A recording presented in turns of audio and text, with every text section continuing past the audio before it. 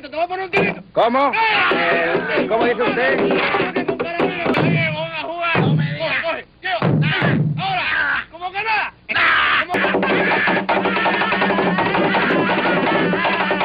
Un, dos, tres y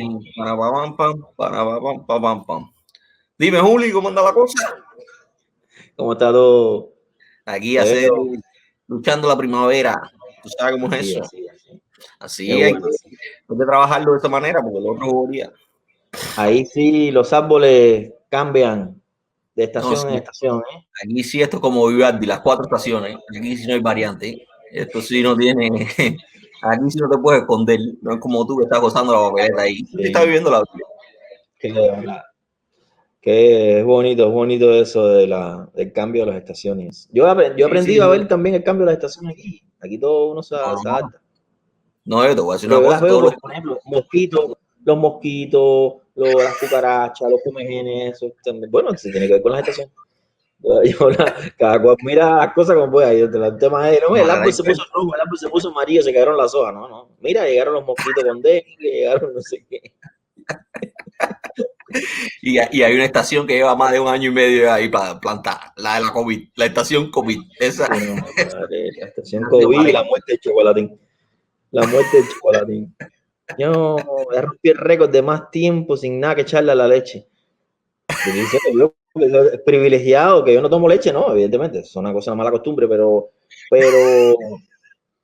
la niña mía tiene menos de 3 años, y ella todavía coge leche.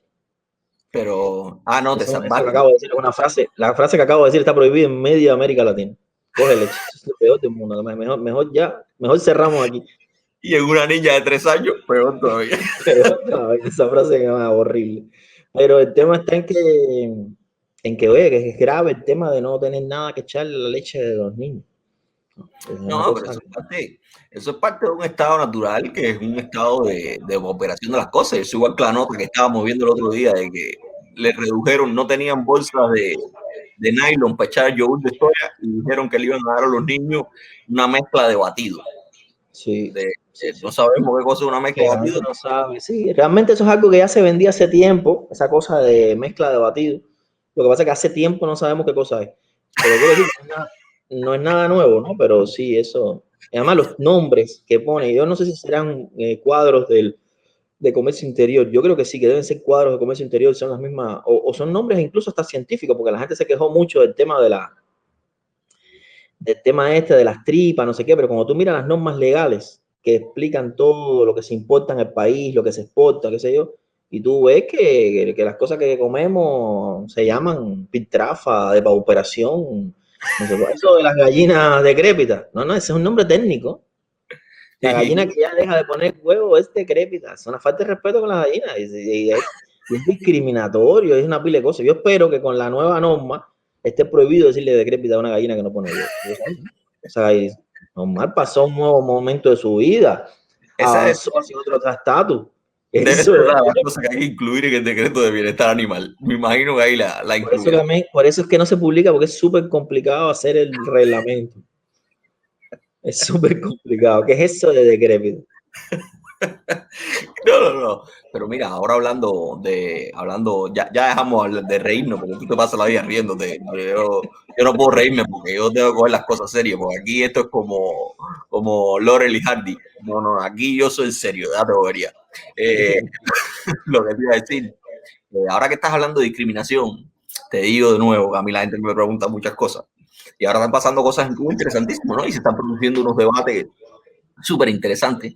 Y ahora que tú hablas de discriminación, de marginación, hay un tema que a mí me gustaría conversar contigo hoy, y es el tema de la marginalidad, ¿no? La marginalidad en la política o la marginación política, como quieras.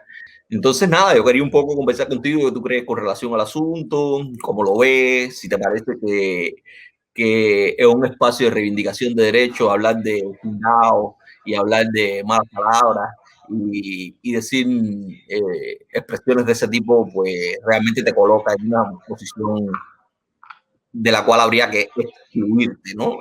Básicamente. Ya, bueno, déjame Continúa. entrar en calor. tirando una.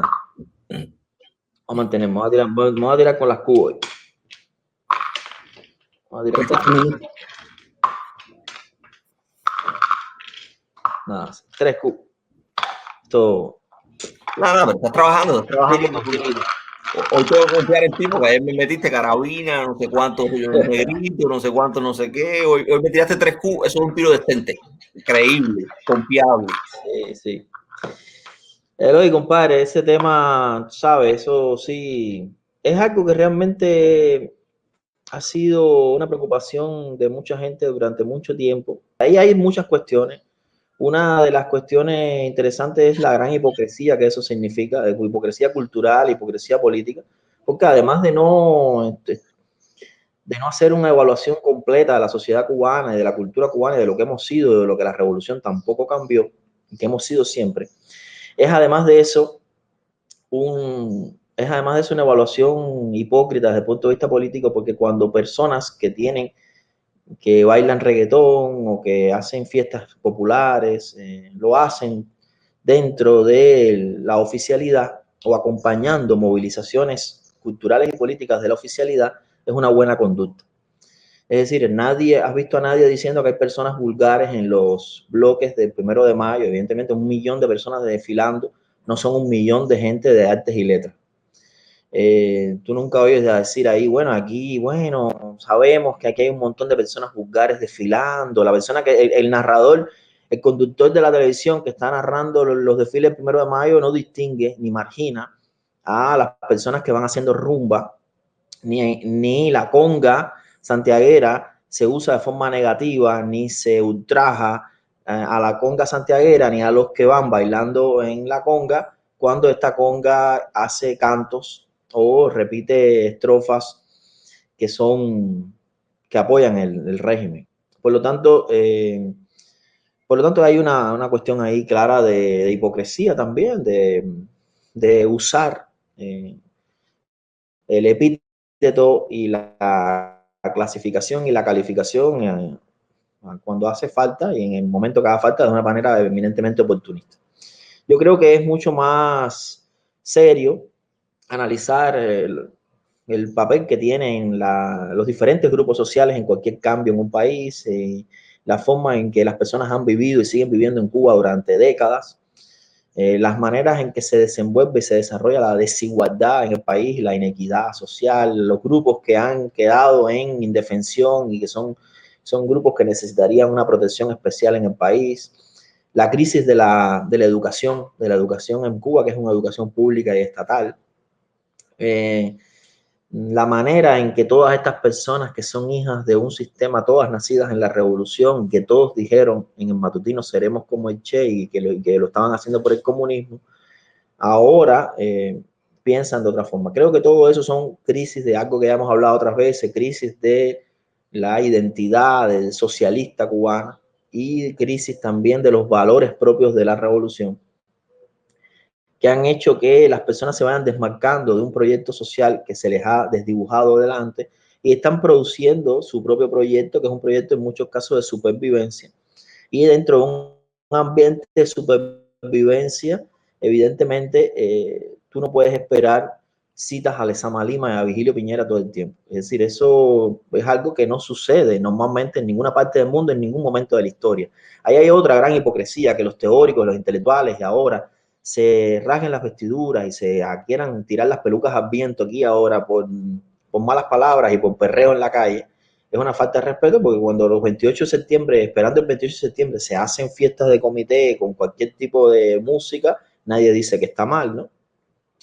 Pero además de eso, en los procesos históricos, es muy interesante que tú no veas a ningún historiador, no hay ninguna historiografía seria en el mundo que descarte a los grupos que han llevado adelante los movimientos sociales y que han llevado adelante las transformaciones profundas, por lo menos si son historiadores y son historiografías progresistas y de izquierda.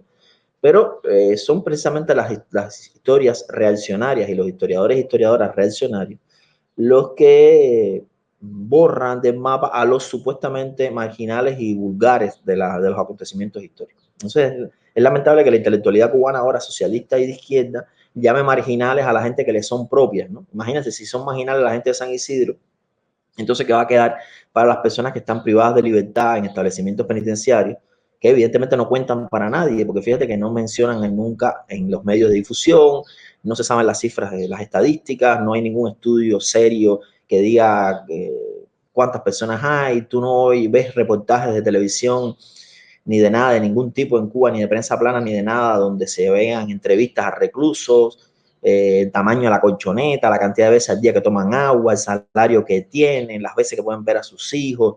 No se ve nada de eso. Por lo tanto, es decir, hay una forma de imaginar, que también es una imaginación, que es la forma en que se imagina oficialmente temas y grupos, ¿no? Y esto, entonces eso sí se crea una marginalidad. Para mí la marginalidad, que por sí mismo ya llamarle marginal a alguien ya es discriminatorio.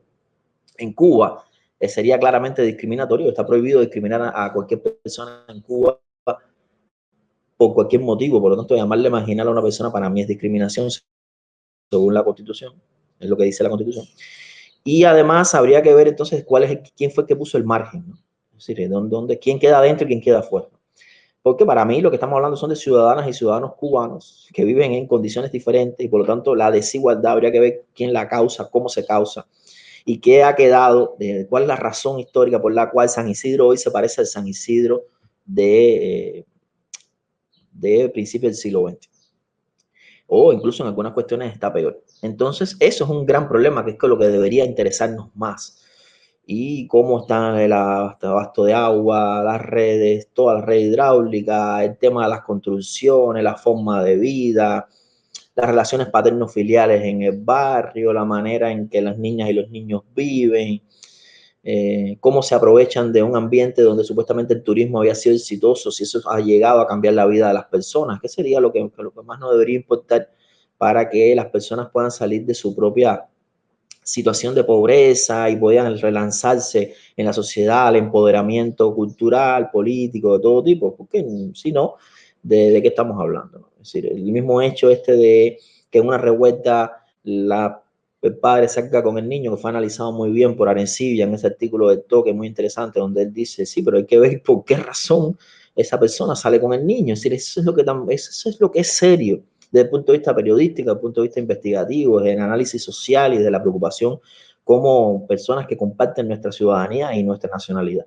y nuestra cultura, porque yo lo que veo ahí son personas como yo, que yo también soy de La Habana Vieja y que sé cómo se puede vivir y que de todas formas tenemos siempre la tendencia y siempre tenemos la tentación de ubicarnos en una clase social y mirar entonces desde encima como si eso fuera lo correcto, cosa que me parece catastrófico dentro de un proyecto socialista donde ese tipo de ademanes ya no serían solamente una cuestión de clases, sino una cuestión de crisis de ideología socialista, porque evidentemente es muy contraproducente para un proyecto socialista llamar marginales y vulgares a personas que son producto de nuestra sociedad y que son hijos del socialismo. Entonces, por otro lado, ¿has oído alguna vez en tu vida a alguien en Cuba decir por los medios que los que tomaron la Bastilla eran vulgares? ¿O que los que llevaron la Revolución de Octubre adelante eran proletarios y campesinos incultos que decían malas palabras? ¿Qué pasa? Que es que no se saben las malas palabras en ruso o en francés de 1789. ¿Se creen de verdad alguien serio en Cuba que el 14 de julio del 89 en París y en otros lugares de Francia las personas salieron a la calle diciendo poemas, o recitando fragmentos de la Biblia? Eso no ha pasado nunca en la historia. Eso no ha pasado nunca en la historia. ¿Cuántas personas simples, analfabetas, formaron parte del ejército rebelde? Entonces eso es bonito cuando se cuenta desde la época de la revolución, pero cuando lo quieres ver, cuando el analfabeto y el campesino inculto, o el proletario, o el rapero, o la persona con cuarto grado, con quinto grado, entonces se pone frente al sistema, entonces de pronto ya no sirve. No se sabe por qué no sirve, pero por arte de magia, y no solamente no sirve para la oficialidad, las instituciones, la burocracia, el partido, sino que también nos sirve para los intelectuales. cosa que es más grave, porque yo entiendo que la burocracia se sienta mal cuando la ataca un grupo cualquiera, da lo mismo si es un intelectual con doctorado que es una persona que vive en un barrio y que no ha estudiado mucho. Es un ataque igual y bueno, cualquier institución y cualquier funcionario en el mundo, la reacción va a ser buscar si es muy justo, si es muy honesto, lo tratará de contrarrestar legalmente, legítimamente, y si es una persona deshonesta o un corrupto, lo hará mediante la censura, lo hará mediante los malos manejos, la falta de transparencia, las amenazas, la coerción, la represión. Pero de todas maneras siempre tiene una reacción. Es decir, en ninguna parte del mundo el funcionario se queda callado ni hace nada. Siempre habla con alguien, siempre dice cómo hacer o busca una forma o hace mucha política o hace menos, pero siempre hay una reacción. Por lo tanto, yo sí veo que es lógica la reacción de la burocracia. Lo que no veo es que sea lógica la reacción de la intelectualidad, que entonces creo yo que traiciona su propio origen y su propia, porque ¿cuántos aristócratas aquí estudiaron en la universidad? Es decir, la intelectualidad cubana, ¿de dónde salió? ¿Quiénes son? ¿Cuántos son hijos de nobles o de burgueses de antes de la revolución? ¿Cuántos tienen títulos de don y doña en un diploma regalado por el Imperio Español, la metrópoli? ¿Cuántos son herederos de sangre azul? ¿Cuántos pertenecen a la casa de los Borbones? Es decir, ¿de qué estamos hablando? Este es un país de plebeyos. Este es un país de plebeyos. Es un país de plebeyos, es un país de conga, es un país de Cardosa, es un país de ajiaco, es un país de cultura africana, de cimarrones apalencados, y eso debería ser nuestra honra. Es decir, yo no estoy diciendo que haya que quedarse en la incultura, en el desconocimiento, pero es que eso no lo ha hecho en Cuba, eso no lo ha hecho ni el Estado. Es decir, el Estado ha apostado por el conocimiento, por la ciencia. Cuba está tratando de hacer ahora vacunas, ¿no? Es decir, ¿cómo puede ser que nuestro Estado trabaje tan perfilado en lo correcto, buscando candidatos, teniendo candidatos vacunales y buscando una vacuna definitiva, varias vacunas definitivas para contrarrestar un virus que ha creado una enorme pandemia en el mundo, y eso está a un enorme nivel de lo que la tecnología, la cultura, la ciencia está haciendo en el mundo hoy, y a la misma vez desde el punto de vista político, desde el punto de vista de cómo analiza y contrarresta y resuelve problemas sociopolíticos concretos, el comportamiento es tan elemental, tan básico y tan pobre. Es decir, es contradictorio. Yo creo que es que nosotros no tenemos una correspondiente burocracia media, y ya diría que a todos los niveles en Cuba, funcionariado, que esté al nivel de lo más alto de la cultura y del conocimiento en el país. Por lo tanto, eso hace que incluso ya todos somos parte, todos somos víctimas y consecuencia también, somos evidencia, llaga, pústula de la crisis cultural en el país. Nosotros lo somos porque todos tenemos un comportamiento, es notable como en cualquier parte del mundo, cualquier persona de América Latina tiene más educación formal que un cubano y una cubana. Eso llama la atención claramente. La manera en que la gente tolera al otro, a la otra, cómo se relacionan con los demás, la forma delicada y suave en que se expresan, y de pronto nosotros ya somos más agresivos, usamos palabras más fuertes, hirientes, menos inclusivas. No hemos logrado incorporar a nuestra cultura cotidiana las formas democráticas, horizontales, no discriminatorias. Todo eso nos pasa, ¿no? Nos pasa. En cualquier momento nos sale, viendo un partido de fútbol o de pelota, decimos 5 improperios, machistas, homófobos, de todo tipo. Es decir, eso es lo normal. Nuestros atletas ganan y se señalan los órganos reproductivos como si fueran el corazón. Es decir, aquí no se besan el escudo, aquí dicen el que no lance un martillo, un disco o una bala y diga el par de malas palabras conocidas cubanas que sirven para todo, para cuando uno tropieza, cuando se le cae la mantequilla, se le pierde el chocolatín o lanza la bala a 50 metros, sirve para todo. Y ese par que es tan útil para nuestra vida cotidiana, sin él yo no hubiera podido resolver, vivir los últimos 10, 15, 20 años, porque es que te saca todo el diablo de dentro. Significa que también somos eso, hay que reconocer. Lo otro me parece verdaderamente hipócrita. Ahora, yo no estoy diciendo, hemos hablado muchas veces de eso, es decir, mi aspiración es a que la gente simple y llana de la que me parece que siento parte, aspire a lo que aspiró Lázaro Peña, a lo que aspiró Jesús Menéndez y a lo que aspiró Araceli Iglesias, que es a formarse. Sí, hay gente que dice, no, pero mira, Jesús Menéndez andaba con traje, corbata, y estudió matemáticas y le enseñaron toda la que se podía hacer para poder dirigir a los azucareros cubanos. Lázaro Peña era una persona cultísima, una de las gente más inteligente que ha habido en la vida política cubana y en la historia institucional y de la revolución misma, porque además es un revolucionario anterior a la revolución de los años 50, es un revolucionario de las dos revoluciones del siglo XX. Y fue un ejemplo de una persona que era un líder sindical que tenía la cultura más grande que se podía tener en ese momento. Entonces, yo creo que esa también tiene que ser la aspiración. Es decir, aquí tenemos grandes logros, ¿no? Tú vas a la escuela que te toca, la gente que te sientan al lado es la que te toca del barrio, y eso hay que convertirlo en una gran victoria cultural y civilizatoria, no en un problema, ¿no? Entonces, yo... A mí me parece eso, Eloy. Es más, me parece tanto que ya no voy a hablar más. Así, a partir de ahora hablo tú solo. No. A ver, a mí hay varias cosas que yo no quiero llover sobre mojado ni nada por el estilo, no. Pero hay varias cosas que a mí me llaman la atención en este tema, ¿no? La primera es una cosa que ya te has dicho, ¿no?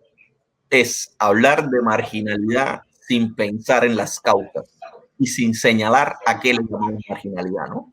Un espacio de marginalidad es un espacio provocado por la falla de un proyecto social que pretendió eliminar la marginalidad. Un proyecto social que se empoderó sobre la base de eliminar la marginalidad. Y basta remitirse a los libros de historia que hoy nuestros hijos siguen, historiografía que hoy nuestros hijos siguen recibiendo en las escuelas, ¿no? O sea, uno de los triunfos, una de las conquistas de la revolución era ese intento de acercar a la gente el desarrollo, de acercar a la gente la tecnología, de acercar a la gente la educación, con un único objetivo, la inclusión.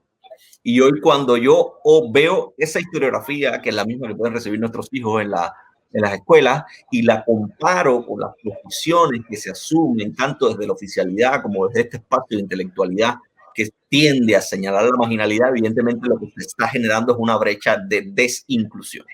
Porque el marginal no es otro que la persona que no ha podido incluirse en ese circuito que llamamos culto moderno, no conservador, elevado, ¿no? Un marginal es una persona que por diferentes causas no ha logrado llegar hasta ahí. La pregunta es, ¿por qué no ha logrado llegar hasta ahí? ¿Qué es lo que ha sucedido en los últimos años en Cuba, en un barrio como San Isidro, en el cual en una cuadra se puede vivir la situación que se vive en Damas 955 y en otra completamente diferente te puedes encontrar un proyecto hipermoderno con una tienda y un bar como el proyecto del hijo de Jorge Cruz? Y 2 cuadras más allá te encuentras una zona súper conservada, que básicamente lo que sirve es como un gancho de atracción turística y de recopilación de dinero, ¿no? O sea, hay ciertas y determinadas realidades que se producen ahí que tenemos que analizar antes de catalogar como marginal a alguien, ¿no? Porque además, esa persona que estamos catalogando como marginal no solo puede ser marginal. Si decimos que un tipo marginal es un tipo que tiene deficiencias en la formación, que se expresa de manera vulgar, para decirlo de alguna manera, que sus formas y su conducta no están acorde con ese sector normal, conservador, pro intelectualoide. Si eso es un marginal, también tendríamos que pensar entonces si ese marginal que hoy estamos señalando por marginal y hoy estamos discriminando por marginal no es doblemente marginado, porque el señalamiento como vulgar, el señalamiento como marginal no viene por su conducta normal. El señalamiento como marginal viene por su conducta política. O sea, hoy se le está señalando por vulgar, se le está señalando por marginal, no porque sea un vendedor de fritas en la esquina que dijo 2 malas palabras al vender sus fritas. Hoy se le está señalando como vulgar, se le está señalando como marginal, sencillamente porque ha decidido tener una postura frontal o una postura disidente con relación a la versión oficial del asunto. Y aquí yo hago otra salvedad también. La marginalidad también se expresa en el uso de palabras bonitas y palabras elevadas. A mí no hay nadie que pueda decirme que el discurso de un comentarista manipulador, discriminador, difamador como Humberto López no es marginal. Porque un discurso que se basa en la mentira, que se basa en la manipulación, también puede ser catalogado como marginal. A mí no hay nadie que me diga que el discurso de quien fuera la primera secretaria de la Juventud hasta el otro día en Panamá no era un discurso vulgar, no era un discurso marginal. Aquella entrevista que le dio a periodista miamense que es célebre de búscalo o no, y esa gritería, eso es marginal, completamente marginal, porque niega la posibilidad del debate, del intercambio de ideas que se supone que sea lo que prime en ese sector conservador, que sea lo que prime en ese sector pro, o sea, un sector abierto al intercambio de ideas, un sector que pretenda incluir al otro mediante la educación. No hay ninguna postura en ese sentido de la oficialidad. Y entre otras cosas, está motivado por algo que tú decías también, y es el hecho de que a estos puestos no se accede por capacidades, no se accede por méritos, se accede única y exclusivamente por la obediencia y la fidelidad, básicamente, ¿no? Y eso puede hacer que quienes llegan allí puedan zafarse del San Benito de la marginalidad, pero sigan siendo marginales, sigan siendo vulgares en su interior, sigan siendo vulgares en su formación, y eso no lo excluye en lo absoluto, ¿no? Entonces, este tema de la marginalidad viene muy de la mano, en el caso cubano, de la doble marginación desde mi punto de vista, ¿no? Nadie se ha puesto a pensar si esa misma gente que gritó en San Isidro, Díaz-Canel Cingao, a coro, ¿qué es lo que han estado viviendo todos los días? ¿Cuánta gente vive en su casa? ¿Qué experiencias de vida han tenido? ¿Cuáles son las dificultades que hoy enfrentan para sobrevivir? Y si le sumas a eso la sobrevictimización, porque además de sufrir lo que tú decías, una vida de supervivencia, pues tienes que sufrir una vida de supervivencia material con una vida de acoso policial, para decirlo de alguna manera.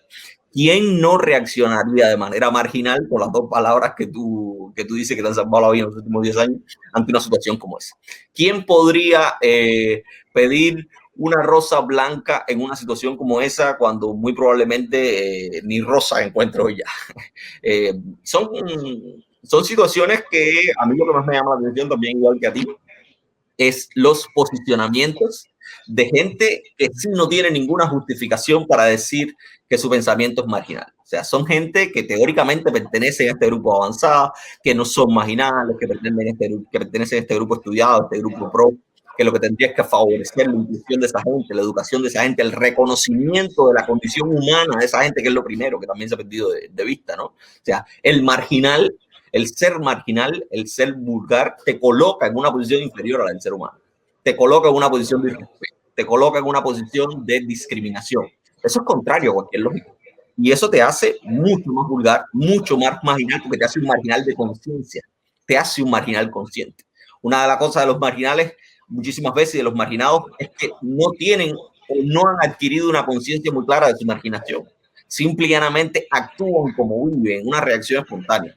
Pero en este caso de la intelectualidad discriminadora, en este caso de la intelectualidad que señala, yo lo que veo es una profunda marginalidad de conciencia, porque en el fondo son capaces de entender, en el fondo son capaces de asumir que ese pensamiento que están expresando, que ese pensamiento que están reproduciendo es profundamente discriminatorio, profundamente inhumano y por tanto profundamente marginal, profundamente impráctico.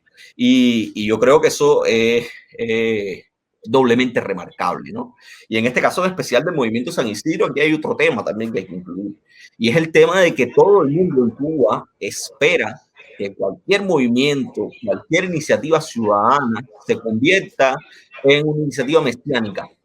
Todo el mundo espera que cualquier movimiento cívico, el menor, que cualquier figura que salte a la palestra pública en una posición de confrontación con el Estado, de confrontación con el gobierno, pues se convierta de pronto en el Mesías que va a salvar políticamente el destino de Cuba. Ahí hay un error de concepción también. Eso es un ciudadano que se está expresando. Eso no es un político, porque ni tan siquiera le han permitido sobrevivir y participar en la vida política cubana. Por tanto, usted no puede medir a esa persona con la misma vara que usted mide un funcionario, con la misma vara que usted mide un político, ¿entiende? No lo puede hacer. porque es que no es un político el que está hablando, no es un tipo que está proponiendo el futuro para Cuba, no es el Mesías cubano, y de esa manera hay que verlo. Hay que verlo como un movimiento ciudadano, como ciudadanos que han comenzado a expresarse desde sus propias experiencias de vida. Evidentemente, la forma en la que me expresaré yo no es la misma en la que se expresará Michael Sommo. Nos salvan distancias de muchísimo tipo, Pero eso quiere decir que yo seré más Mesías que lo que pueda hacer Michael Sommo. No, ni Michael Sommo es Mesías, ni yo tampoco. Queda mucho por construir en Cuba antes de señalar a políticos y funcionarios públicos. Hay un montón de políticos y funcionarios públicos que hoy, cuya expresión hoy ni siquiera sabemos si es marginal o no. Eso es un problema más grave. Hoy no sabemos ni tan siquiera cuán marginal es el pensamiento de los políticos oficiales cubanos. No hablan. No hablan absolutamente nada. Y por tanto, ahí hay un problema, porque muchísimos de esos políticos, yo sé que, y puede ser, son mucho más marginales de lo que puede llegar a ser Michael, que es un tipo que, con todas y sus carencias de formación, es un tipo que aparente ser un tipo consecuente. Y digo consecuente porque es una persona que ha estado la mitad de su vida preso. No se puede reproducir otra forma de vida que no sea, no se puede expresar una forma de vida diferente que no sea la que se ha adquirido a partir de las experiencias de vida. No se puede hacer de otra manera. Pero además es un tipo que está toda su vida preso, pero es un tipo que ha entendido, yo creo, en los últimos tiempos, y aquí estoy juzgando personalmente, porque yo no lo conozco personalmente, o sea, me parece lo que he visto de sus expresiones. Es un tipo que además ha entendido y lo ha expresado que pudo haber dicho cosas, pudo haber cometido errores, pero ha entendido que la exposición pública te somete a un juicio público que te puede ayudar a desarrollarte a ti mismo como persona. Y es lo que ha hecho. Ha asumido errores, ha dicho esto no está bien, yo creo que lo otro está mejor. Y todavía Michael Sommo, que no es un funcionario público, que no es una figura pública, que no debería ser escrutado al mismo nivel que deben ser escrutados los funcionarios y los políticos cubanos, pues ha recibido el efecto de ese escrutinio público, lo cual no ha sufrido otra gente en Cuba, otros políticos, lo cual no ha sufrido ni siquiera intelectuales en Cuba, porque los intelectuales cubanos también reniegan el debate, también reniegan la posibilidad de intercambiar ideas. Eso también, tú y yo lo hemos sufrido, tú y yo lo hemos vivido, tú y yo hemos visto la dificultad.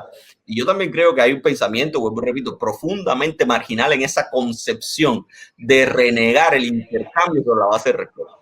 Y es profundamente marginal porque usted quiere establecer una diferencia, usted quiere mantener el sectarismo, usted quiere mantener la diferenciación entre los buenos y los malos. Y el simple hecho de mezclarme con los malos puede convertirme a mí en una persona mala. Por tanto, ahí hay un pensamiento súper retrógrado que lo único que hace es profundizar esa misma manifestación vulgar, marginada que ellos mismos señalan. Es muy triste lo que sucede, pero es parte del escenario que hoy tenemos que asumir también. Sí, y que además es como, me parece, ya no voy a, esto es lo último que voy a decir, pero me parece que además otra cosa que hace esta discriminación, porque es lo que es, incluso existe el derecho legítimo, un derecho clarísimo de no estar de acuerdo con lo que hacen la gente de San Isidro. Eso es libertad de expresión y libertad de tener la propia ideología y el propio proyecto político. Pero no existe el derecho a la discriminación. Y menos todavía existe el derecho a la discriminación de los que manejan los medios de difusión masiva, porque tienen una responsabilidad. Y tampoco, y menos todavía existe la discriminación de los funcionarios públicos, porque tienen una responsabilidad superior todavía. Hay mucha responsabilidad una encima de otra. Y en ningún caso tienen el derecho a hacer eso. Pero es que el propio sistema nuestro, en una fecha tan reciente como el año 2000, estaba tratando de tomar a personas que habían sido abandonadas, olvidadas y discriminadas ya por el sistema, las estaba poniendo a hacerse trabajadores sociales y estudiar carreras universitarias. Y eso fue una idea de Fidel. Y esa es parte de la columna vertebral de la batalla de ideas. Y eso, hasta eso mismo nosotros rectificamos porque se convirtió en una mala empresa económica y en un despilfarro y todo lo que se quiera.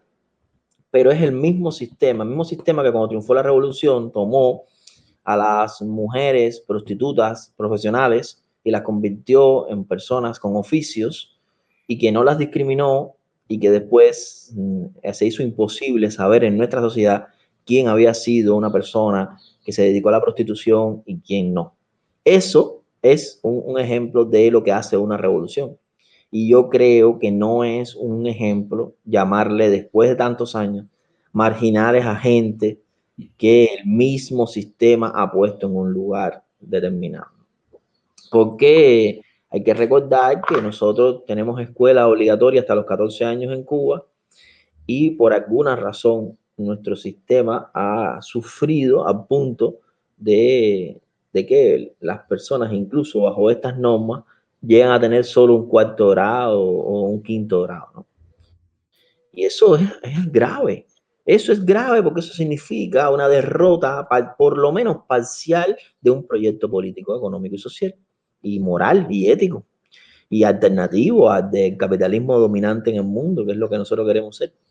Entonces, nosotros, yo creo que eso, que lo que hemos hablado, me parece que es un ejercicio importantísimo de que debería hacerse en otras esferas de la vida pública cubana, que es mirarnos por dentro, no por dentro de la ropa, tratar de mirarnos hacia adentro y decir dónde, quién soy, cuánto he leído, cuánto he estudiado, cuántas veces soy injusto, injusta por día, cuál es mi ética, cuál es mi comportamiento ciudadano, para que veas que no te diferencias mucho de las personas que estás llamando marginales, ¿no? Nosotros aquí no solo que no somos perfectos, sino que además de eso somos parte de una sociedad sufrida que vive y sufre la desigualdad y la inequidad también, como muchas otras, que tiene muchas cosas alcanzadas que otros pueblos no tienen, que hay que saberlo y hay que sentirlo y creo que hay que ser justo con eso.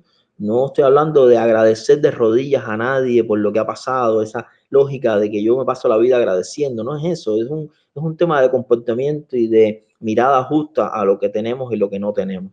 La única forma de saber qué tenemos que cambiar es ser objetivos y objetivas con el hecho de lo que de verdad está ahí y todavía se puede salvar. Uno no vota por la ventana ni lo que te es preciado, ni lo que te es bueno, ni lo que te trae buenos recuerdos y todavía es útil. Pero hay cosas que son útiles no porque sirvan, sino son útiles porque te alimentan el alma. Si de esa otra utilidad, la gente se le ha olvidado aquí. Y esos son principios. Y entonces, yo te digo, es lo que lo último que voy a decir es esto. Lo repito y lo he escrito muchas veces y lo vuelvo a decir.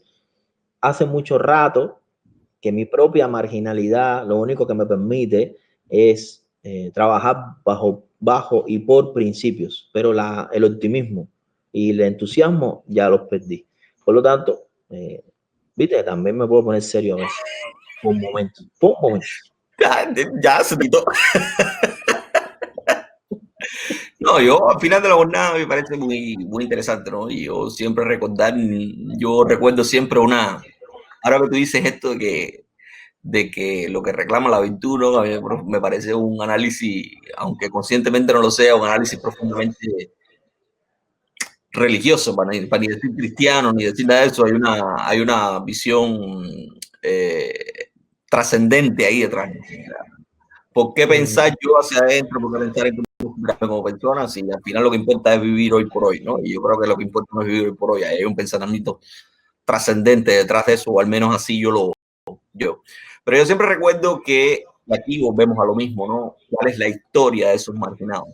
Yo siempre reseño la influencia de mis padres en mi educación. Y hablando de marginalidades, yo recuerdo una reunión de padres, estando yo en la primaria. Yo no sé si tú que eres más viejo que yo, si en tu primaria habían aquellos murales que los niños llenaban con las efemérides y con cartelitos, eran unos pizarrones que se forraban.